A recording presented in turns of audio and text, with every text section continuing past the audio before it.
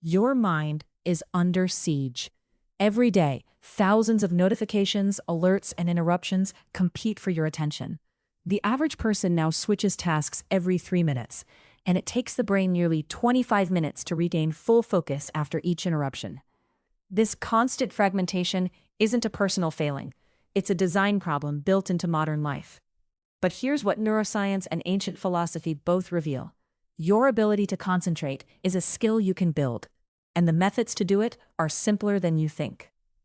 If you're looking to reclaim your focus and eliminate distraction, subscribe to this channel because we're breaking down the science and timeless wisdom that actually works. Let's start with what cognitive science tells us about attention. Your brain has two attention systems. The first is called bottom-up attention. It's automatic and reactive.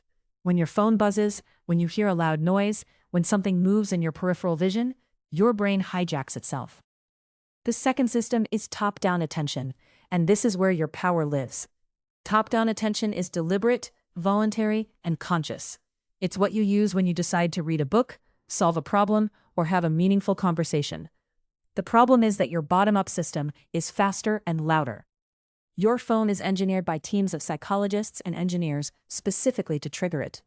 Understanding this gap is the first step to winning back your focus. The Stoic philosophers understood something profound about attention, even without modern neuroscience.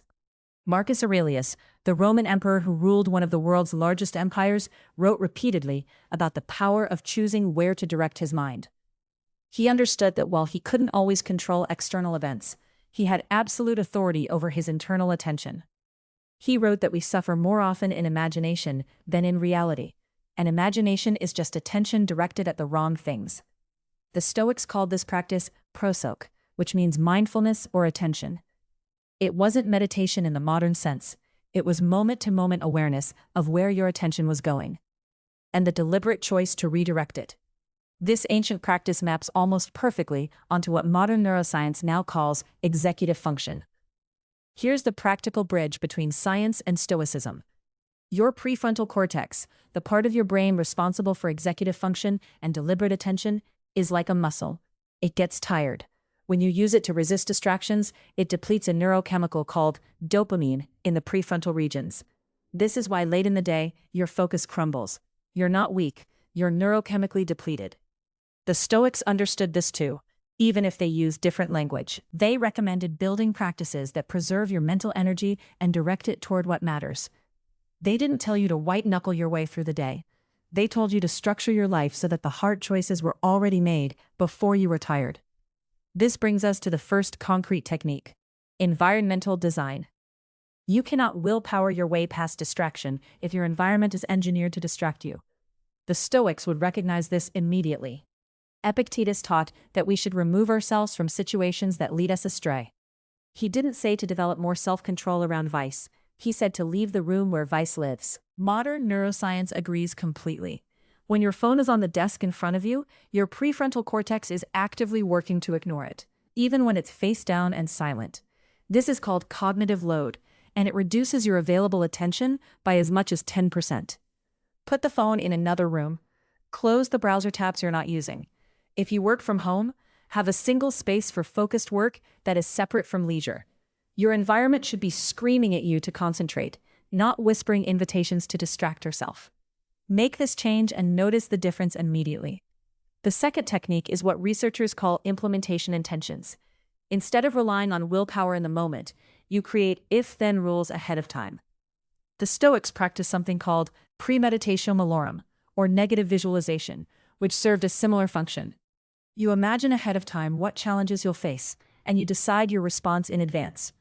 Neurologically, when you do this, you're essentially preloading the decision into your brain. When the moment arrives, your brain doesn't have to make the choice. It just executes the plan you already made. Here's how you use this. If I sit down to work, then I work for 90 minutes before checking messages. If I feel the urge to open social media, then I drink water and return to my task. If my mind starts to wander, then I pause and name 3 specific things I'm supposed to be doing. These rules are powerful because they reduce decision fatigue.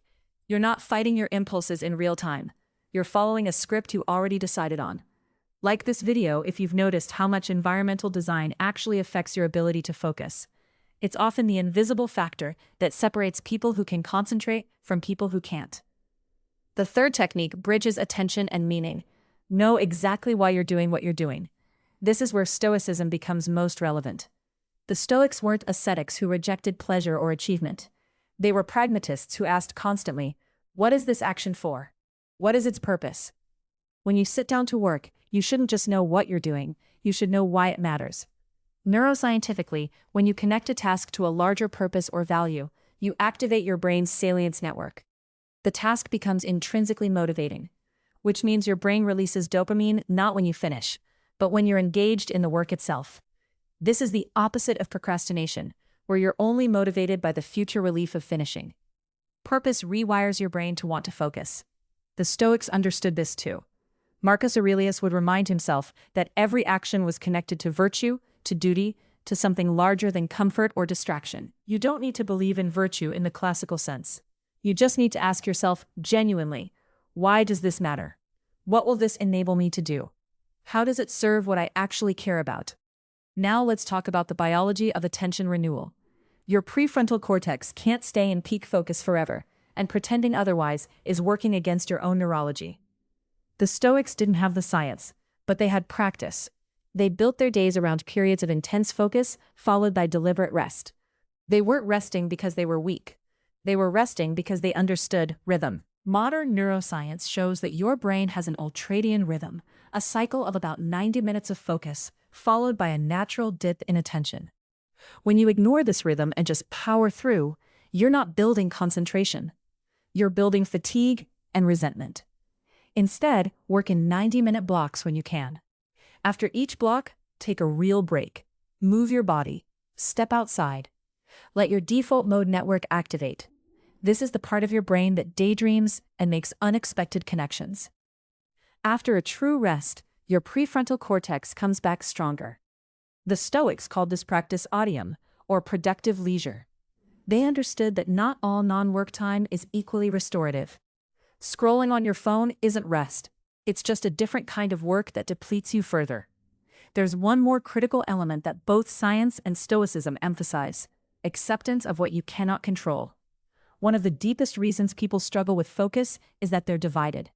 Part of their mind is on the task, and part of their mind is worried about things outside their control.